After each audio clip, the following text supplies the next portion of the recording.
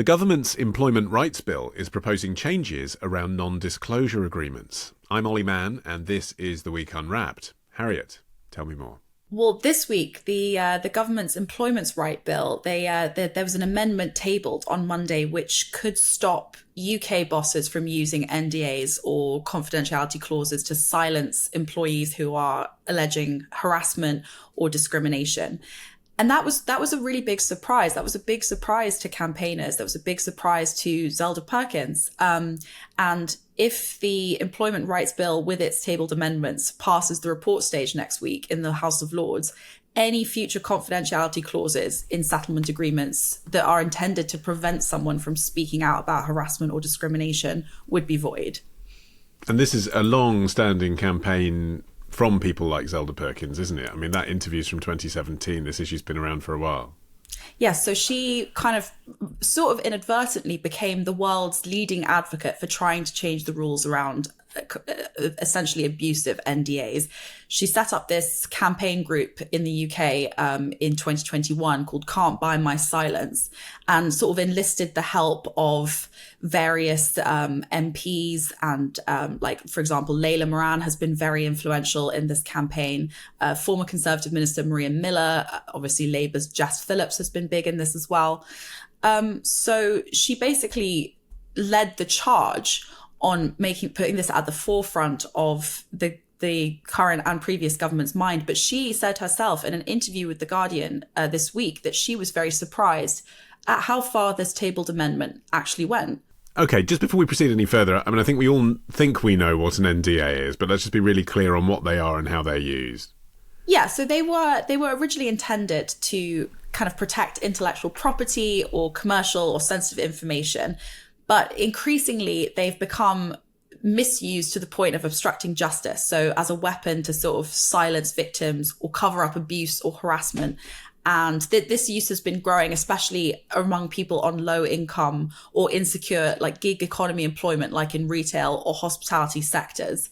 There have been some legislative changes. So the Victims and Prisoners Act last year, which comes into effect in October this year, that legislation would mean that confidentiality clauses that prevent victims of a crime from reporting the crime would be void. And there are also certain legislative changes have happened in Ireland and bits of Canada and some parts of the US. So this is kind of there's a growing awareness around this rising misuse of NDAs basically as a tool to silence victims. Well, I suppose if it is a misuse, Felicity, in the sense that it's an unintended consequence, I mean, It seems to me in a legal settlement, all sides understand what's happening when they sign that paper. They're agreeing to closing the matter so it doesn't get discussed anymore. And although it's not exactly great PR that could be being used to suppress someone's reputation for sexual harassment, it works both sides, doesn't it? We're not going to shame you in the media. We're not going to carry on fighting this. You're not going to mention how much you got paid. That is the nature of the non-disclosure agreement, and both parties agree to it. Is that a misuse? Yeah, it's interesting, isn't it? I mean, employees have always had the option to go to a tribunal and share their case publicly if they wanted to. And I think there are concerns that there are many genuine victims of harassment who would rather choose to preserve their anonymity, and this change would remove that. I think that's something that people are saying are the downside of it. And also, many of these agreements designed to silence victims would be unenforceable in court, but they work because a lot of the victims don't actually know that. It's almost like an empty threat and being scared by legal jargon and people in positions of power. And it's a lot of people who haven't received the right legal advice about what their rights are, and just a gross abuse of people in positions of power in workplaces who have kind of like really taken the NDA, which was initially to for much more innocent reasons, for protecting trade secrets or intellectual property or that sort of thing, that has just been like taken and exploited for people in power to get away with all sorts of like horrible abuse and harassment, basically. I suppose the thing is, Jamie, because these cases haven't reached court by their nature, we can't really decide ourselves whether in every case something that could be called a crime has taken place. and that there would be arguments if it went to court that it was a workplace culture, or, you know, in the case of the classic sort of Christmas party, oh, we were all drunk and I regretted it and I said afterwards, not really a criminal matter. We don't know that stuff, and an NDA stops us being able to interrogate it, but that might be good for the person that's being complained against as well. That might be good for both parties. Yeah, I think I probably agree with like Felicity's point that it's hard to, it's actually just quite a dispiriting kind of set of circumstances. I think that the issue with taking away NDAs and removing the chance of compensation or financial settlement is quite a key one. A lot of times people don't want to go public, obviously, with what's happened, and maybe the idea that it would be end up in the court of public opinion would then mean that companies or employers are less likely to provide settlements or compensation. And obviously people do still need to live their lives after these events, and they do need to continue on with careers and things like that. So if companies didn't have the reassurance that it wouldn't come out, then they might as well take it to court. They've got better lawyers, and then the victim gets nothing. And it feels very like, even without NDAs, the kind of big man always wins in this situation. And so I guess there's an argument that, you know, in issues of harassment or discrimination, sometimes, and we have to allow this, sometimes the people want to take an NDA because they just want to brush it, just get over it and move on. I think that when we're talking about things like Harvey Weinstein and things like that are obviously criminal matters, that's a completely different case. And, you know, you would hope that Zelda Perkins is obviously, you know, pretty in favour of this as a campaign in situations like that. But there's obviously a massive grey area in lots of other situations. Okay, so Harriet, I've tried to talk up some of the potential reasons why you might want the current system to stay in place, but let's really outline the egregious examples of when victims have been suppressed by these. I think something that's worth repeating is just how widespread the use of NDAs are when dealing with allegations of sexual assault. A report by the Chartered Institute of Personnel and Development last year found 22% of respondents said that their organization used NDAs when dealing with allegations of sexual harassment. So even Amnesty International back in 2019 made a female employee sign an NDA in order to settle an equal pay dispute, which also is frequently NDAs are used to kind of shroud the gender pay gap in secrecy because there's such a lack of transparency about who's getting what and why they might be settling an equal pay dispute. And that's Amnesty International. Like that, we're talking about something that is widely used to the point of being so far from its original purpose and intention. But isn't it widely broken as well? I mean, that's the other thing we haven't quite touched on is we don't know how widely or not widely broken they are because we don't know how many people have signed NDAs. People have signed NDAs and yet 10 years later they've come out and say, well, actually, you know, for example, in the Me Too movement, yes, that happened to me as well. But for every 100 or 1,000 or 100,000, we have no idea how many people have signed NDAs. We only hear of very few, very high profile cases. And in most cases, it's years and years and years later, and they take an enormous amount of personal risk. We should not make the mistake of talking like that's not a big deal. I mean, like Zelda Perkins was only, I think, 23 when she signed that NDA. She was extremely young and her own legal team advised her to sign it. So to break that you'd have to be really, really, really sure that you were going to survive that. Felicity, what else has caught your eye in this employment rights bill that hits the House of Lords next week? I mean, it's pretty comprehensive. There's all sorts of things from banning 0 hours contracts, ending fire and rehire, protecting workers from harassment.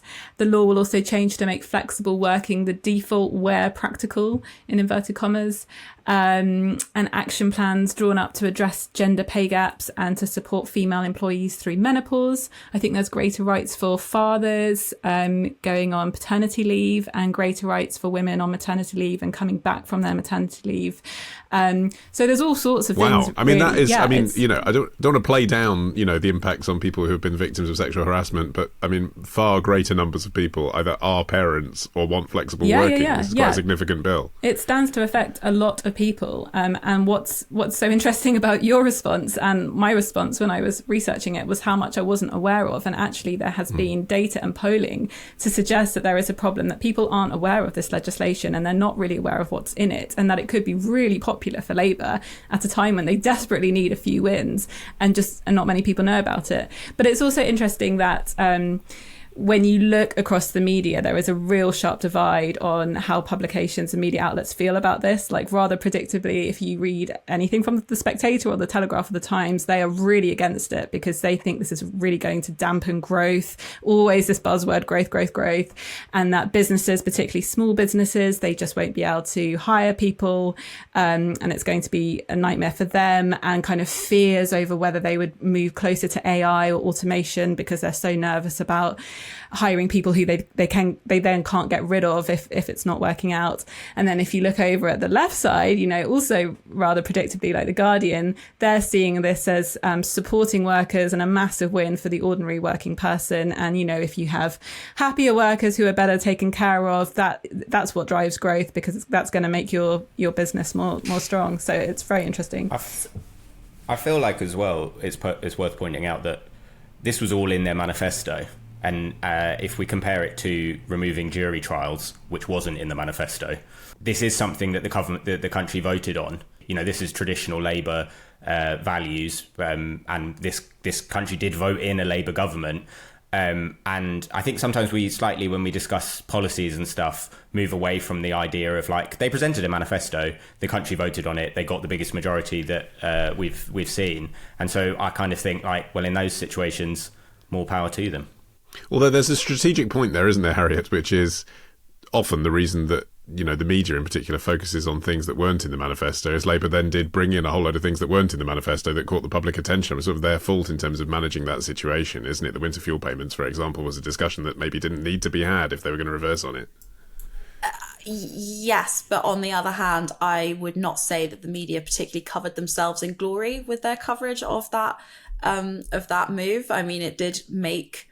Many people argued that it made significant financial sense, and also argued that the country very much needed that sort of financial sense, and the ensuing brouhaha that was so disproportionate to the small number of people that would have been affected and the small amount of money that we're talking about was, I think, a colossal failure on the part of the media. But that is another story.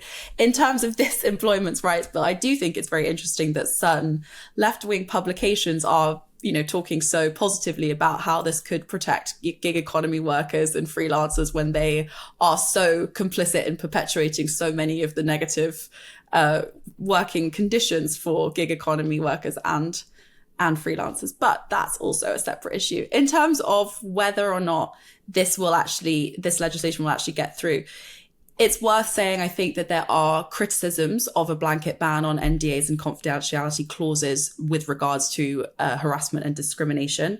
It doesn't target individual cases or groups, but it's sort of general principles. So it kind of assumes all of the circumstances will be the same, and that the confidentiality clause is always an attempt to silence a victim, which is likely not true. But I think that in terms of the message that it sends, not just to the voting population that what they promised in their manifesto will be delivered by the government, but the message that this sends not just to victims of harassment and discrimination, but to potential perpetrators. Zelda Perkins, her response to this was that this is the beginning of abusers having to change their behavior, not because somebody's wagging a finger at them, not because they're told to, but because they have to. There's nowhere for them to hide anymore. They just have to effing behave themselves.